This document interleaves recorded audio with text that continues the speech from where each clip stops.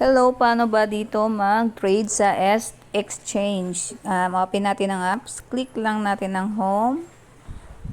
Dito tayo sa stable earnings, apply. Click apply. Tapos, click lang ang all. Tapos, pili ka ng choose trading cycle kung ilang days. For example, 5 days lang. Gusto mo. Ayan, estimated profit. Ano lang kasi to for CNY example. Dito, ayan, estimated profit mo for 5 days, 44 yuan.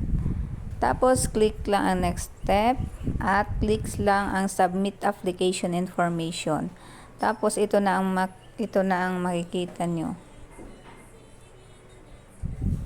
Ayan, punta kayo sa mine, tapos sa escrow records.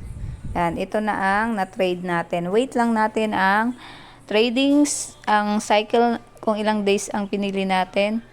Example, 5 days. After 5 days, babalik na po ang balance.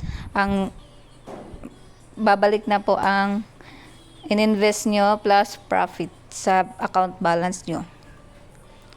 And pwede siyang i-withdraw or pwede nyo siyang i-trade uli para mas kumita po kayo.